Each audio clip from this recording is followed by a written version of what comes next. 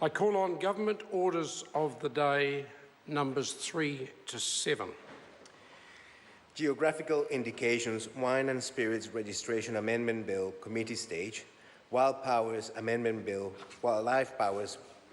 Bill, Committee Stage. Charities Amendment Bill, Committee Stage. Substance Addiction Compulsory Assessment and Treatment Bill, Committee Stage. Sale and Supply of Alcohol, Display of Low Alcohol Beverages and Other Remedial Matters Amendment Bill, Committee Stage.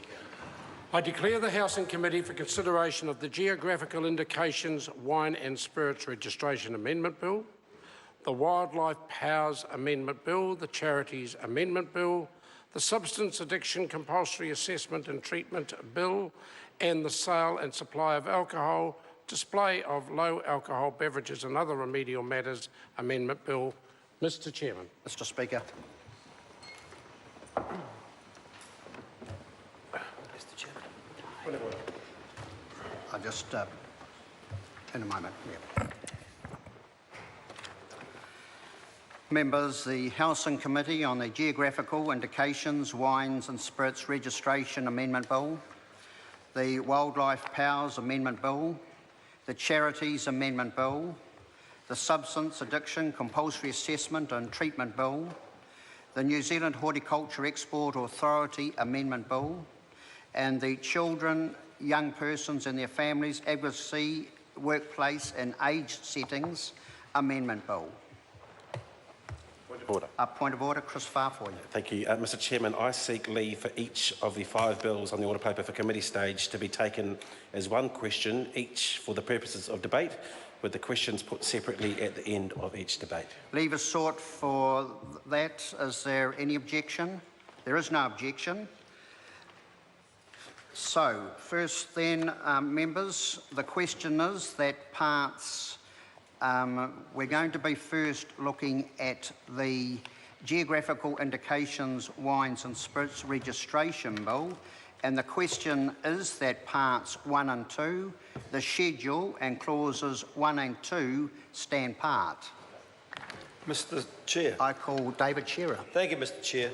Mr. Chair, sir, I want to obviously begin and express the Labor Party's view that they will be supporting this bill, the Geographical Indications Wine and Spirits Registration Amendment Bill 2015. Sir, this is a bill, it's a somewhat curious birth of this bill because it was actually passed through in 2006, but has not or has never been put into operation or passed through since that time. It needed some amendments, and finally, sir, we're getting to the point where those amendments are in front of us now with this amendment bill.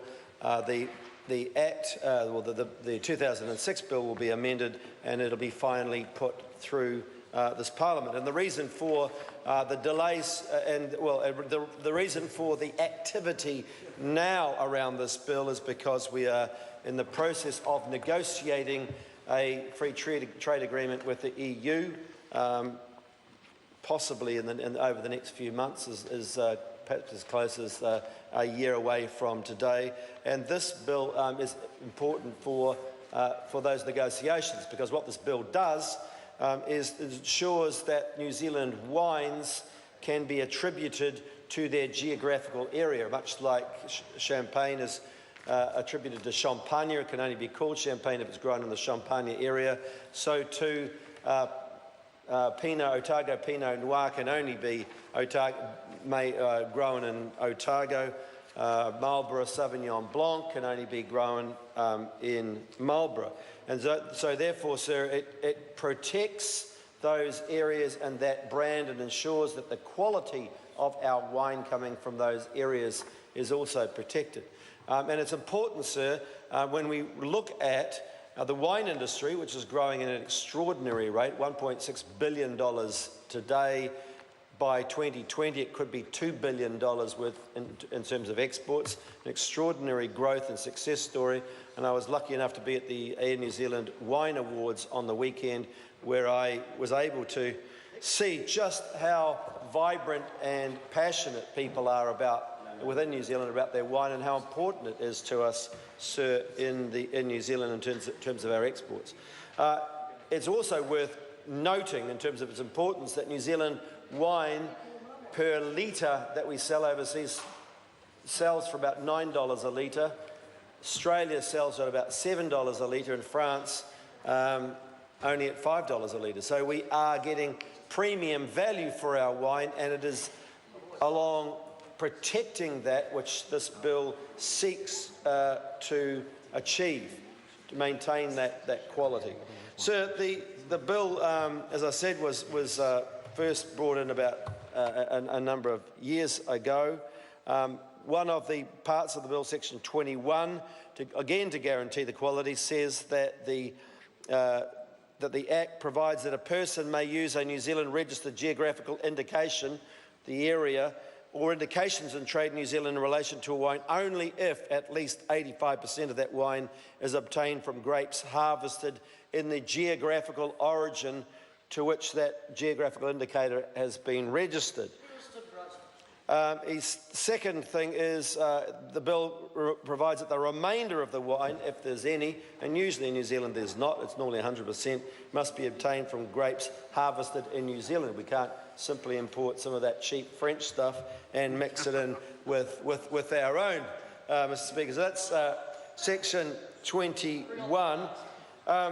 Sir, what that means as well as in terms of this bill in front of us is that we also have a number of clarifying propositions in the bill which will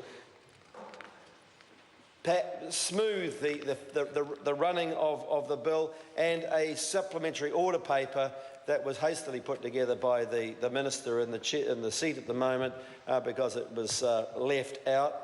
Another sloppy bit of work by the government, but nevertheless, the SOP we will support as well, because otherwise we will have a half-baked, finished bill. And we do support it because we support New Zealand's wine industry. We believe it's important. These clauses make a lot of sense, sir, and the Labour Party has great pleasure in supporting the government's bill. I call Richard Prosser.